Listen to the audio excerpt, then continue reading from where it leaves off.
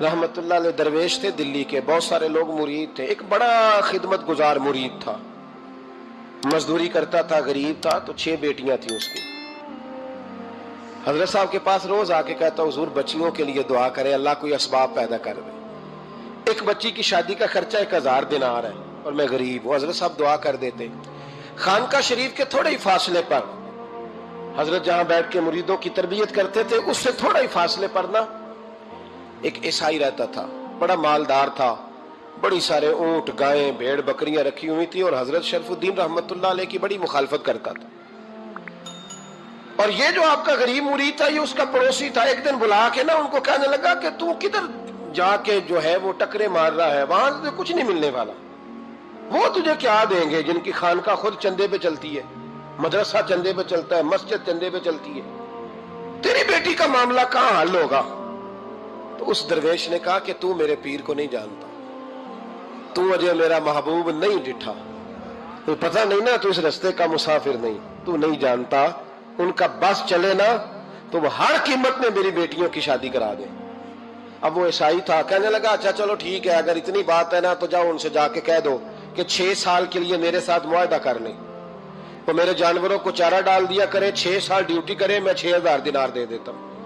वो मेरे साथ 6 साल मेरे जानवरों को चारा डाले, रखते हैं ना आप चारा डालने के लिए, एडवांस पैसे दे के। अब तो लोग उन्हें भी गुलाम ही बना लेते हैं, बड़ी थोड़ी तनख्वाह देते हैं, जुल्म करते हैं, पूरा मुआवजा नहीं देते। हजरत शेख शरफुद्दीन के बारे में वो कहने लगा, जब अपने पीर से जाके कह के मेरे जानवरों को 6 साल चारा डाले, मैं 6000 दे देता हूं, तू जो कहता है हर कीमत पे जाने को तैयार है। उसने जब ये बात की तो मुरीद ने नाराज हो गया, वो लड़ाई हो गई, गिरबान पकड़ लिया, झगड़ा हुआ, बात बड़ी दूर गई। इस तरह की बात करता मेरे हजरत के बारे में, तेरे जैसे कई मैं वहां काम पे रखा दूं। जब वो बड़ी बहस हुई, बात मोहल्ले में, इलाके में फैल गई, दुनिया ने सुन ली, तो शेख शरफुद्दीन तक भी पहुंच गई। इस तरह झगड़ा हुआ है। लोग सो गए इशा की नमाज के बाद। हजरत साहब ने ना सर पे कपड़ा लिया, उस ईसाई के दरवाजे पे दस्तक दी, वो बाहर आया, फरमाने लगे लोग तो सोच समझ के मुलाजम रखते हैं, तूने भी तो सोच ही लिया होगा, तभी तो मुझे ऑफर की है। तू अपनी ऑफर पे कायम है? वाकई मुझे रख लेगा और 6000 दिनार दे देगा? कहने लगा जा बाबा काम कर अपना। फरमाया नहीं, तूने इतने लोगों में बात की, इतनी बहस हुई, तो कायम है? कहने लगा मैं तो कायम हूं, पर आपने नहीं कायम रहना। फरमाया मैं सोच समझ के आया हूं। उसने कहा आप ड्यूटी करेंगे, भैंसों को चारा डालेंगे? फरमाया एक शर्त, बस जब अजान हो जाए ना तो मुझे रब की नमाज पढ़ने की इजाजत दे देना, बाकी सुबह शाम जो तू कहेगा। अगर उस गरीब की बेटियां ब्याही जाए तो मुझे और क्या चाहिए? उसकी 6 बेटियों का बोझ है उसके सर पे, तू मुझे रख ले। अल्लाह अकबर। वो कहने लगा चले पे मेरे साथ खते बंदगी कर ले। आजकल हम स्टाम करते हैं, उस जमाने में खते बंदगी होता था, गुलामी का खत, काजी शहर के पास, यानी उसका ख्याल था कि चलो स्टाम की बात करूंगा तो भाग जाएंगे। फरमाया चल मैं तैयार हूं। काजी तक गए, तय हो गया, 6000 दिनार दे दिए। हजरत ने मुरीद को बुलाया, फरमाया पुत्र ये ले जा, जा मेरी बेटियों को रवाना कर दे। कहने लगा हुजूर ये क्या कर रहे हो आप, कुछ सोचें। फरमाया यार जब तुझे बेटा बना लिया तो फिर मेरी पोतियां तो लगती हैं ना, मेरा हक तो बनता है ना, जा जाके ड्यूटी कर, उनको ब्याह दे। बात फैल गई। बादशाह भी अकीदतमंद था, वो 12000 दिनार लेके पहुंचा। क्या बताऊं इन रब के बंदों का दिल कैसा होता है, क्या दर्द होता है, क्या रंग। 12000 दिनार लेके बादशाह आया और आके हजरत को पेश किए का हुजूर आप दें इस ईसाई को, डबल दें और जाए काम करें। आप फरमाने लगे तू पैसे दे, शर्तें ना लगा, मेरा जहां दिल करेगा मैं खर्च करूंगा। मुझे तो मजा ही अब आने लगा है, अभी तो लुत्फ आ रहा है, अभी तो जायका आया है कुछ करने का। पैसे देने हैं तो दे, पाबंदी ना लगा, जहां मेरा दिल करेगा मैं। उसने कहा हुजूर ठीक है रख ले।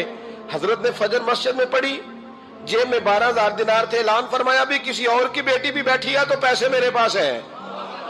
वो 12000 दिनार भी बांट दिया, और 12000 दिनार बांट के ना तो फिर चले गए खेत में चारा काटने।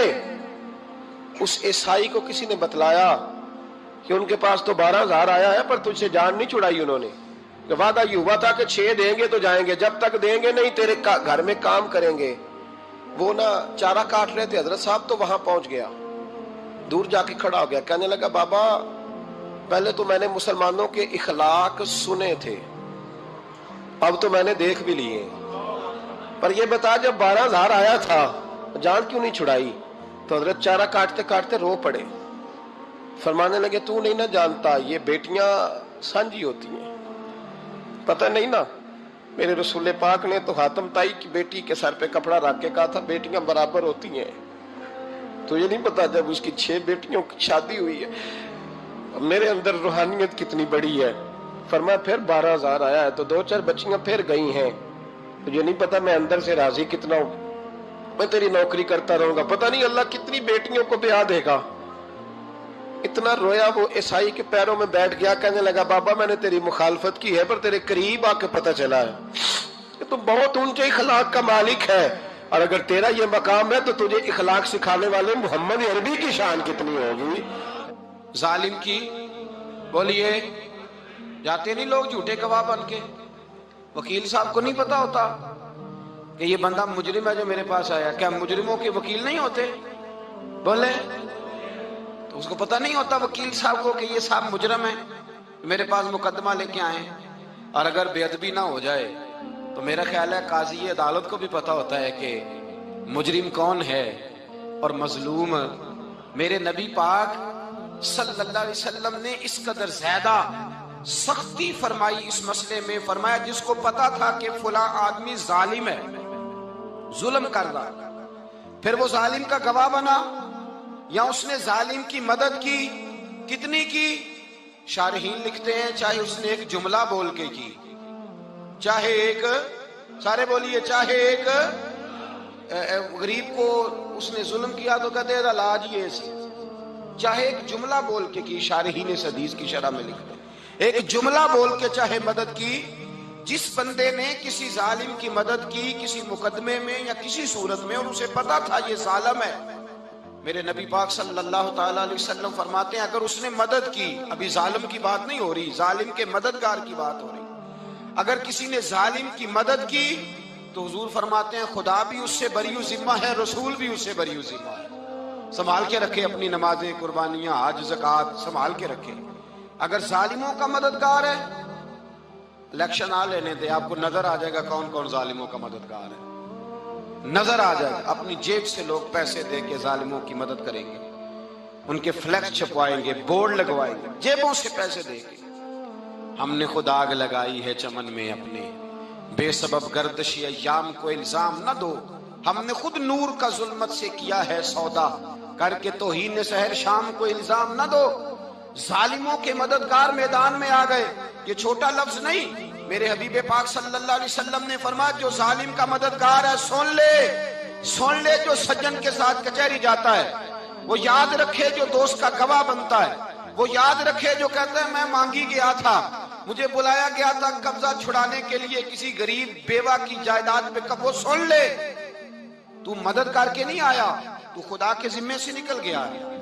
رسول پاک نے فرمایا تیرا میرا تعلق ختم ہو گیا، تو ظالم کا مددگار ہو گیا، پھر تو کہتا میں بے چین ہوں، میں بے قرار ہوں، میں آزمائش کا شکار ہوں، پلٹ کے دیکھ تو صحیح تیرا گناہ کتنا بڑا ہے۔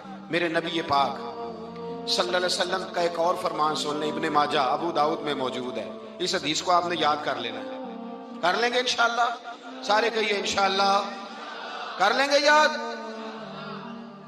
حضور صلی اللہ علیہ وسلم نے فرمایا اگر تو ظالم کی مدد کرے گا نا، یہ لفظ دل کی تختی پہ لکھ لینا، یہ مکافات عمل ہے، مکافات عمل دنیا، ادھر کرو گے تو ادھر بھرو گے۔ فرمایا اگر تو کسی ظالم کی مدد کرے گا، سن لے حضور کا فرمان ہے، اگر تو ابن ماجہ ابو داؤد سیاہ میں موجود ہے، فرمایا اگر تو کسی ظالم کی مدد کرے گا تو رب تعالیٰ مرنے سے پہلے تیرے اوپر بھی ظالم کو مسلط کر دے گا، تیرے اوپر بھی ایک دفعہ ظلم ضرور ہوگا اگر تو ظالم کی، وہ کسی صورت میں بھی ہو سکتا ہے، کسی صورت میں بھی تیرا بیٹا ہی اٹھ کے ظلم کر دے گا، تو الجھ جائے گا، کسی نہ کسی جگہ تیرے لیے تباہی کا سامان ہوگا، تیرے اوپر ظلم ہوگا، اس لیے کہ تو ظالموں کا مددگار ہے۔ چاہیے یہ تھا کہ تو مظلوم کی مدد کرتا، انسانی ایمانی یقین کا فریضہ سر انجام دیتا، تو ظالموں کا مددگار ہو گیا۔ ٹٹول کے دیکھ لیں، رزلٹ نکال کے دیکھ لیں، ہمارے زمانے میں ظالموں کے مددگار زیادہ ہیں، اتنی لمبی زبانیں نکال کے ظالموں کی مدد کرتے ہیں، بڑے بڑے کالم نویس اللہ نے انہیں قدرت دی لکھنے کی، تو اپنا قلم ظالموں کی مدد میں خرچ کرتے ہیں۔ وہ لوگ جن کو اللہ تبارک و تعالیٰ نے قدرت دی، ہمت دی، طاقت دی، کچھ لوگ ان کے حلقہ احباب میں، وہ اپنے لوگوں کو استعمال کر کے ظالموں کی مدد کرتے ہیں، ظالموں کی مدد کرتے ہیں۔ میرے نبی کریم سید عالم نور مجسم صلی اللہ علیہ وسلم نے فرمایا، اگر تو نے ظالم کی مدد کی تو جب تک تو توبہ نہیں کرے گا رب تجھ سے ناراض ہی رہے گا۔ اللہ تجھ سے، او بھائی جس سے رب بھی ناراض ہو گیا، نہ کھانا نہ پینا نہ سونا نہ جاگنا نہ نیند، پھر تیری ہر چیز تیرے لیے آزمائش ہو جائے گی، پھر تیرا سایہ بھی تیرے لیے خوف کا سامان بنے گا، پھر زندگی جیتی جاگتی لاش بن جائے گی، تو اپنے کندھوں پر اپنی میت اٹھائے پھرے گا جب تو ظالم کا مددگار ہوگا۔ اور نبی پاک صلی اللہ علیہ وسلم نے فرمایا ظالموں کا مددگار بھی ظالم ہوتا ہے، ظالموں کا مددگار بھی، سارے بولے ظالموں کا مددگار بھی نہیں، کو نہیں، آپ سارے نہیں بولے، ایک دفعہ بولے ظالموں کا مددگار بھی، پکی بات ہے، ظالموں کا مددگار بھی۔ اللہ اکبر، جس کا یارانہ ہو، جس کا دوستانہ ہو، جو کہے میں نے نا اس کو اوکھے ویلے کے لیے ظالم کو یاد رکھا ہوا ہے۔ کبھی مشکل میں رکھے نہیں ہوئے لوگوں نے ظالم دوست، کہتے میں نے رکھے ہوئے ہیں، بلکہ ہمارے دیہات میں تو کہتے ہیں میں نے بازو بنائے ہوئے ہیں۔ کس کو بازو بنا لیا؟ ظالم بھی کبھی بازو ہوتا ہے، جو ظلم کی تلوار لیے میدان میں کھڑا ہے۔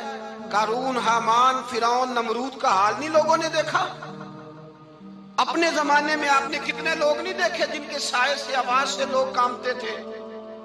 پھر پولیس کی گاڑیوں میں وہ اس طرح مردہ پڑے کہ دنیا نے تماشا دیکھا ان کا۔ یہ رنگ ہم نے دیکھے نہیں اپنے آنکھوں سے۔ فرمایا ظالم کا مددگار بھی، جو کار میں بٹھا کے لے کے گیا وہ بھی ظالم، جس نے چائے پلائی وہ بھی، جس شخص نے کھانا کھلایا وہ بھی، جو کچہری تک ساتھ گیا وہ بھی، جس نے فلیکس کے نیچے، بڑے شرابی کے نیچے چھوٹی اپنی فوٹو لگائی وہ بھی، جو ووٹ کی پرچی ڈالنے گیا وہ بھی۔ کہہ دینا باہر نکل کے کہ حضرت صاحب نے سیاسی تقریر کی ہے، کہہ دینا، پر بات تو سچی ہے نا۔ خو کرے ہم تو سے تھوڑا سا گلا بھی سن لے، خو کرے ہم تو سے تھوڑا سا بھی گلا۔ امام مالک کے پاس ایک بندہ آیا، اس نے کہا حضور میں درزی ہوں، ایک ظالم بادشاہ مجھ سے کپڑے سلواتا ہے، میں تو ظالموں کا مددگار نہیں نا۔ ایک ظالم بادشاہ مجھ سے، حضور میں تو مددگار نہیں نا ظالموں کا۔ جو فرمایا ظالموں کا مددگار بھی ظالم ہوتا ہے، تو کپڑے لے کے آتا ہے میں سی کے دے دیتا ہوں، ذمہ داری نہیں۔ یہ ایک آدمی دکاندار ہے، اس سے کوئی بندہ چیز خریدنے آئے گا تو تھوڑی کہے گا میں نے نہیں دینی، تو دے گا۔ کوئی بندہ اگر کسی شخص سے کوئی کام کہتا ہے جو اس کی فیلڈ ہے، اس کا شعبہ ہے، اس کا معاش کا وہ سلسلہ ہے، کہتے ہیں یا رسول اللہ صلی اللہ علیہ وسلم ظالموں کا مددگار بھی ظالم، حضور نے فرما دیا۔ تو امام مالک سے بندے نے مسئلہ پوچھا، دل کی تختی پہ لکھنے والی باتیں ہیں، کہا حضور میں درزی ہوں، ظالم کپڑے سلواتے ہیں، میں تو مددگار نہیں نا۔ امام صاحب کہنے لگے نہیں، مددگار تو وہ ہوگا جو تجھے سوئی دھاگا فراہم کرے گا، تو پورے کپڑے سی کے دیتا ہے، تو خود بہت بڑا ظالم ہے۔ تو پورے سوٹ سی کے دیتا ہے، تو بہت بڑا ظالم خود ہے۔ مددگار تو وہ ہوگا جو تجھے دھاگا دے گا، جو تجھے بٹن دے گا، جو تجھے نلکی دے گا۔ جو ظالم سے اتنی نفرت ظلم کر کے بندہ آئے، یہاں تو ہمارے زمانے میں ہیرو بن جاتے ہیں لوگ، ظالم ہیرو ہے، لوگ اس سے ڈرتے پھرتے ہیں، گھومتے پھرتے ہیں، اور بہت سارے کم مزاج لوگ اس کے پیچھے ہاتھ باندھ کے پھرتے ہیں۔ ظالموں کی مدد کرنا، ظالموں کے ساتھ رہنا، یہ ظلم ہے، ظلم، یہ زیادتی ہے۔ میرے نبی پاک صلی اللہ تعالی علیہ وآلہ وسلم نے ارشاد فرمایا، یاد رکھو رب فرماتا ہے میں مظلوم کی مدد ضرور کروں گا، چاہے جلدی کروں چاہے دیر سے کروں، میں مظلوم کی مدد۔ اور حضور صلی اللہ علیہ وسلم نے فرمایا ہے، حضرت معاذ بن جبل کہتے ہیں حضور نے مجھے یمن کا گورنر بنایا، جب میں جانے لگا نا تو حضور نے بڑی نصیحتیں کی، بخاری میں موجود ہے، فرماتے ہیں جب میں پلٹنے لگا تو میرے رسول نے فرمایا معاذ ایک منٹ ٹھہر جا، ایک بات میری یاد رکھنا، اس کو نہ بھولنا۔ کہا حضور کیا؟ فرمایا دیکھنا کسی پہ ظلم نہ کر بیٹھنا، کہیں تجھ سے زیادتی نہ ہو جائے۔ محبوبہ پھر حضور نے فرمایا سن میرے معاذ، میں تجھے گورنر بنا رہا ہوں، زیادتی نہ کر بیٹھنا۔ یا رسول اللہ صلی اللہ علیہ وسلم کیا ہوتا ہے؟ تو میرے کریم نے فرمایا جب مظلوم دعا کے لیے ہاتھ اٹھاتا ہے تو عرش کا مالک کہتا ہے فرشتوں پیچھے ہٹ جاؤ، عرش کا مالک کہتا ہے فرشتوں پیچھے ہٹ جاؤ۔